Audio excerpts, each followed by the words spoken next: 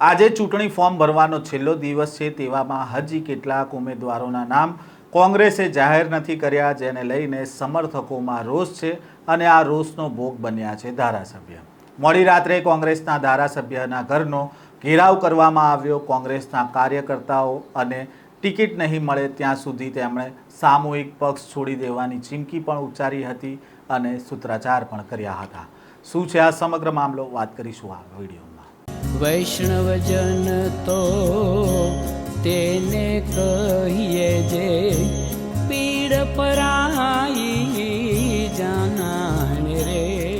નમસ્કાર, નવજીવન ન્યૂઝમાં આપનું સ્વાગત છે. હું છું જયંત દાફડા. કોંગ્રેસે અમદાવાદ મહાનગરપાલિકાના ઉમેદવારોની પહેલી યાદી જાહેર કરતા જ વિરોધ શરૂ થયો હતો. જો કે કોંગ્રેસે આ વિરોધને ડામવા માટે પ્લાન બનાવ્યો કે યાદી જાહેર નહીં કરવામાં આવે અને કરવામાં આવે તો ફોર્મ ભરવાની આગલી મોડી રાત્રે કરવામાં આવે, જેથી કરીને ટિકિટ ન મળવાની નારાજગીથી પક્ષપલટો નેતાઓ ન કરી શકે. તેવામાં ગઈકાલે મોડી રાત્રે કોંગ્રેસે અમદાવાદ મહાનગરપાલિકાના ઉમેદવારોની યાદી જાહેર કરી, પરંતુ હજી પણ તેમાં 2 વોર્ડમાં કોકડું ગૂંચવાયેલું જોવા મળ્યું છે. કોંગ્રેસે બહેરામપુરા અને દાણી લીમડાના ઉમેદવારોને જાહેર નથી કર્યા અને તેને જ લઈને સ્થાનિક કાર્યકર્તાઓમાં રોષ જોવા મળ્યો છે અને આ રોષનો ભોગ બન્યા છે દાણી લીમડાના ધારાસભ્ય શૈલેષ પરમાર. અમદાવાદમાં કોંગ્રેસમાં ટિકિટ ફાળવણીને લઈને અંતિમ ઘડીઓમાં પણ આંતરિક અસંતોષ અને કકળાટ યથાવત જોવા મળ્યો છે. ખાસ કરીને બહેરામપુરા વોર્ડમાં ટિકિટ મુદ્દે વિવાદ ઉગ્ર બન્યો છે. શુક્રવારે મહાનગરપાલિકાના બહેરામપુરા વોર્ડના વિસ્તારમાં મોટી સંખ્યામાં સામાજિક અગ્રણીઓ અને કોંગ્રેસના કાર્યકર્તાઓ એકત્ર થયા હતા અને તેમણે નારાજગી વ્યક્ત કરી હતી અને નારાજગી વ્યક્ત કરવા માટે પહોંચી ગયા હતા ધારાસભ્ય શૈલેષ પરમારના ઘરે અને ત્યાં જઈને તેમણે વિરોધ નોંધાવ્યો હતો. પહેલાં તો શું કહી રહ્યા છે કાર્યકર્તા, તેમને સાંભળો. અત્યારે સવારે સાંજે 8 વાગે મારે શૈલેષભાઈ સાથે પણ વાત થઈ, ધારાસભ્ય ઇમરાન ખેડાવાલા સાથે પણ વાત થઈ કે અમારી સમાજ રોહિત સમાજને ટિકિટ મળવી જોઈએ. એ લોકોએ બાઈ ચારણી કરીને એકબીજા ઉપર આ પ્રશ્ન ઢોળેલો છે. વર્ષોથી અમારો બહેરામપુરા વોર્ડ એટલે કોંગ્રેસનો ગઢ કહેવાય.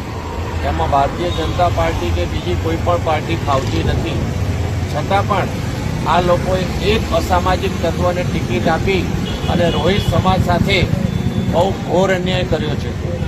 જો આનો તાકીદે નિર્ણય નહીં આવે તો અમે કોંગ્રેસ પાર્ટીમાંથી તમામ સમાજના લોકો આમાંથી નીકળી જઈશું.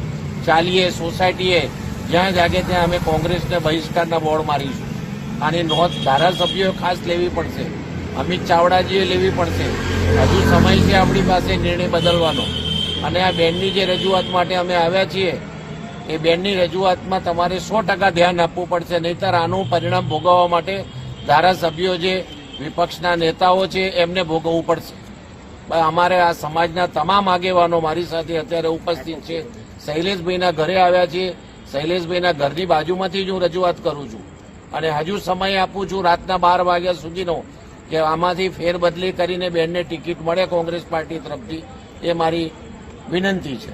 100થી વધુ લોકોએ ટિકિટ ફાળવણીમાં થયેલી ગેરસમજ અને અસંતોષ અંગે વિરોધ નોંધાવ્યો હતો. આ દરમિયાન ધારાસભ્ય શૈલેષ પરમાર તથા ઇમરાન ખેડાવાલા પ્રત્યે લોકોમાં ભારે રોષ જોવા મળ્યો હતો. આ સમગ્ર મામલે કોંગ્રેસના સ્થાનિક સ્તરે પડકાર ઊભો થયો છે, કારણ કે ચૂંટણી પહેલાં જ આંતરિક મતભેદો ખુલ્લા પડી રહ્યા છે. ત્યારે હવે જે નેતાઓ ઉપર લટકતી તલવાર છે તેમાં હવે કોણ ફોર્મ ભરવા માટે પહોંચે છે અને કોને મેન્ડેટ મળે છે તે હવે જોવું રહ્યું. આ પ્રકારના સમાચાર અહેવાલ સાથે ફરી મળીશું. નવજીવન ન્યૂઝ સાથે જોડાયેલા રહેજો.